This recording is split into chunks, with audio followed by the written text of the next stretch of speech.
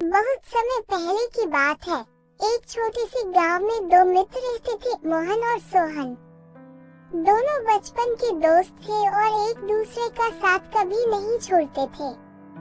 वे हमेशा एक दूसरे की मदद करते और हर सुख दुख में एक दूसरे के साथ खड़े रहते थे। मोहन एक ईमानदार और परिश्रमी व्यक्ति था, जो अपने कर्मों पर विश्वास करता था।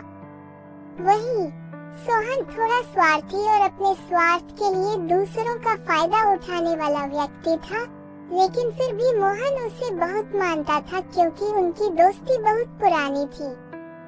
एक दिन गांव के राजा ने घोषणा की कि जो भी व्यक्ति जंगल के बीच स्थित गुफा से छिपा हुआ खजाना खोज कर लाएगा, उसे वह आधा खजाना इनाम में देगा। ये सुनकर सोहन और मोहन दोनों ही उत्साहित हो गए। उन्होंने तय किया कि वे दोनों मिलकर खजाने की तलाश करेंगे और उसे आपस में बांट लेंगे।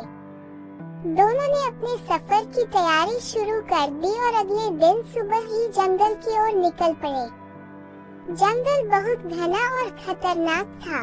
रास्ते में कई मुश्किलें आईं, लेकिन दोनों दोस्तों ने एक दूसरे का साथ दिया और सफर जारी रखा।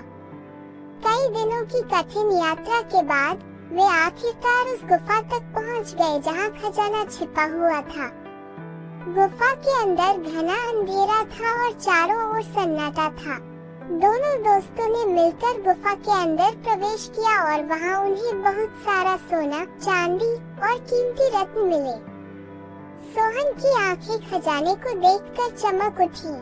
उसने सोचा, अगर मैं ये सारा खजाना अकेले ले जाऊं, तो मैं बहुत अमीर हो जाऊंगा और मोहन को इसके बारे में पता भी नहीं चलेगा।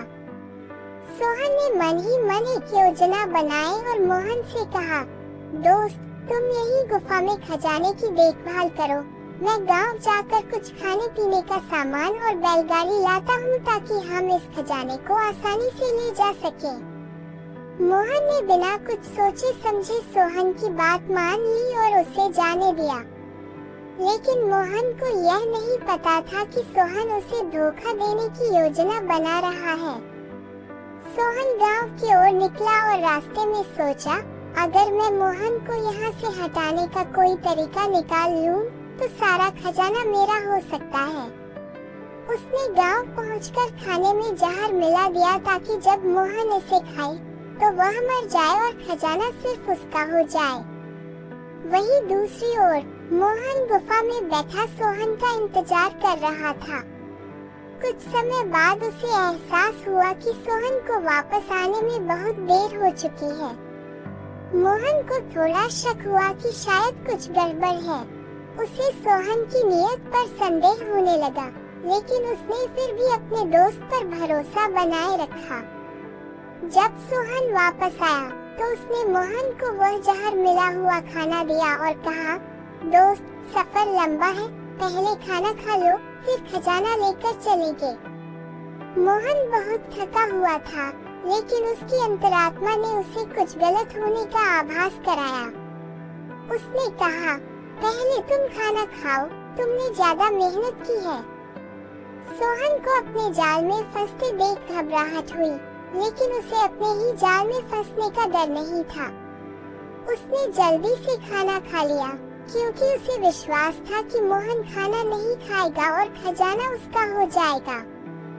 जहर का असर कुछ ही देर में होने लगा और सोहन वहीं गिर पड़ा।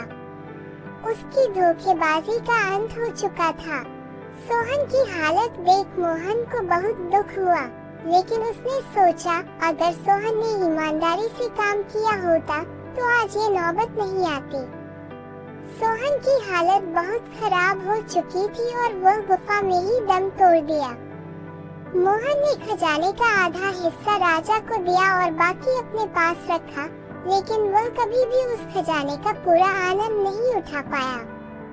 सोहन के साथ बिताए पल उसकी यादों में बार बार आते और उसे यह सिखाते कि दोस्ती में सच्चाई और ईमानदारी सबसे महत्वपूर्ण होती है।